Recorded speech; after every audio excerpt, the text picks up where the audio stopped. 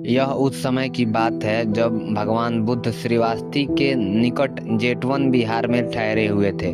वर्षा ऋतु समाप्त हो चुकी थी। वन हरियाली से भरा था और दूर दूर से लोग बुद्ध के उपदेश सुनने आते थे। कोई दुख से पी रहा था, कोई जीवन का अर्थ खोज रहा था, तो कोई केवल जिज्ञासा से आया था। बुद्ध सबको एक ही दृष्टि से देखते थे, ना कोई ऊंचा ना कोई नीचा। उसी नगर में एक महिला रहती थी। उसका नाम लोगों ने अलग अलग रखा था, पर इतिहास में वह बुद्धिमान महिला के रूप में जानी गई। वह शिक्षित थी, तर्कशील थी और सबसे बड़ी बात, वह अंधविश्वास से मुक्त थी। उसने वेद पुराण पढ़े थे, लोक परंपरा समझी थी और जीवन को केवल सुनकर नहीं बल्कि सोचकर स्वीकार करने की आदत बना ली थी। जब उसने सुना कि एक सन्यासी स्वयं को बुद्ध कहता है तो और लोग उसे ज्ञानोदय प्राप्त पुरुष मानते हैं, तो उसके भीतर जिज्ञासा जगी। वह जिज्ञासा श्रद्धा से नहीं, प्रश्न से भरी थी। उसने कहा, यदि कोई व्यक्ति स्वयं को जागृत कहता है तो उसे प्रश्न करना मेरा अधिकार है। यदि वह सच में बुद्ध है तो वह प्रश्नों से नहीं डरेगा। अगले दिन वह जेठवन पहुंची। पहली भेंट। बुद्ध पीपल के वृक्ष के नीचे शांत बैठे थे। उनके चेहरे पर ना कोई कठोरता थी, ना कोई आग्रह। उनके चरणों और भिक्षु मौन से बैठे थे। महिला आगे बढ़ी और बिना झुके, बिना प्रणाम किए सीधे बोली, सुना है आप कहते हैं कि संसार दुख है। यदि सब कुछ दुख है तो फिर आप यहाँ क्यों बैठे हैं? सभा में हलचल हुई। कुछ भिक्षुओं को यह असभ्य लगा, पर बुद्ध ने आंखें खोली और मुस्कुराया। उन्होंने कहा, तुमने प्रश्न किया, यह अच्छा है, पर पहले बताओ, क्या तुम दुख को लेकर शब्दों से जानती हो या अनुभव से? महिला ने कहा, दोनों से। मैंने सुख भी देखा है और दुख भी, पर मैंने यह भी देखा है कि दुख अस्थायी नहीं होता। फिर आप उसे सत्य क्यों कहते हैं? बुद्ध बोले, दुख को अस्थायी नहीं कहा जा सकता। मैं कहता हूँ दुख का होना सत्य है, इसका कारण सत्य है, उसका अंत असंभव है और उस अंत का पहुंचने का मार्ग भी। उस महिला को थोड़ी देर रुकी और उसने सोचा। उसने ऐसा उत्तर नहीं सोचा था, तर्क और करुणा। महिला ने फिर प्रश्न किया, यदि दुख का अंत संभव है तो फिर लोग आपके पास क्यों आते हैं? वे स्वयं क्यों नहीं खोल देते? बुद्ध ने उत्तर दिया, जिस प्रकार बीज में वृक्ष की संभावना है पर उसे जल, धूप और समय चाहिए, उसी प्रकार मन में मुक्त की संभावना होती है, पर सही दिशा चाहिए। महिला ने कहा, तो क्या आप दिशा देने वाले हैं? क्या यह भी एक प्रकार का अधिकार नहीं है?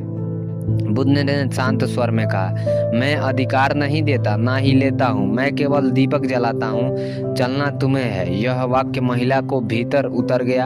उसने पहली बार किसी गुरु को इतना विनम्र देखा था।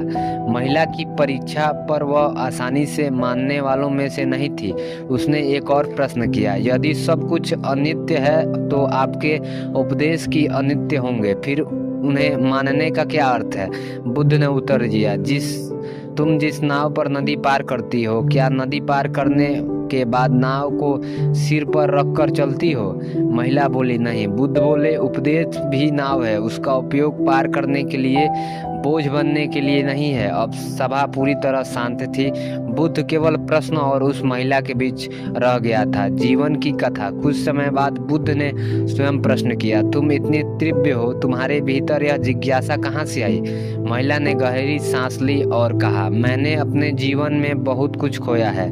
पति युद्ध में मारा गया, संतान बीमार से। लोग कहते हैं यह भाग्य है, यह ईश्वर की इच्छा है, पर मैं यह स्वीकार नहीं कर सकती। बुद्ध ने कहा, अस्वीकार करना भी एक प्रकार की जागृति है। महिला की आंखों में आंसू आ गए, पर वह रोई नहीं। अहंकार का क्षय। महिला ने कहा, पर एक बात है, मुझे लगता है कि लोग आपको इसलिए पूजते हैं क्योंकि वे कमजोर है, वे सहारा चाहते हैं। बुद्ध ने कहा, और क्या सहारा लेना कमजोरी है? महिला चुप रही। बुद्ध बोले, जब बच्चा चलना सीखता है तो माँ का हाथ पकड़ता है, क्या यह कमजोरी है या सीखने की प्रक्रिया? महिला के भीतर कुछ टूटने लगा। उसका कठोर तर्क। अंतिम प्रश्न। महिला ने अंतिम प्रश्न किया, यदि मैं आपके मार्ग पर ना चलूं तो क्या मैं अज्ञानी कहलाऊंगी?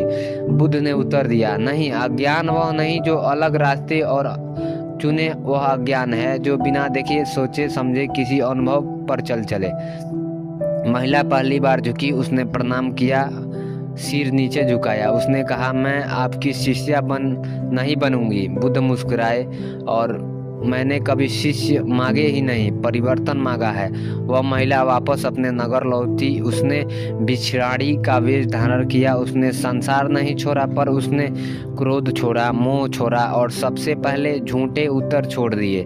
वह लोगों को बुद्ध के शब्द सुनाती थी, बल्कि प्रश्न पूछने सिखाती थी। लोग कहते थे, तुम बुद्ध की अनुयायी हो। वह कहती थी, नहीं, मैं बुद्ध की श्रेता हूँ, बुद्ध का कसम। कुछ समय बाद बुद्ध ने भिक्षुओं से कहा, आज मैंने एक ऐसी महिला देखी जो प्रश्नों से आई और मौन लेकर चली गई। यह वास्तविक शिक्षा है। यह कथा हमें यह सिखाती है कि बुद्धत्व किसी वस्त्र में नहीं, श्रद्धा अंधी नहीं होती, और बुद्धिमत्ता का अर्थ विरोध नहीं, बल्कि सत्य और ईमानदारी तक पहुंचना होता है। हमें उम्मीद है कि बुद्ध की आपकी ये कहानी पसंद आई होगी। ऐसे ही बेहतरीन आध्यात्मिक और बुद्ध की कहानियों से जुड़े रहने के लिए हमारे चैनल को लाइक और सब्सक्राइब जरूर करें। मिलते हैं एक नए और नेक्स्ट वीडियो में।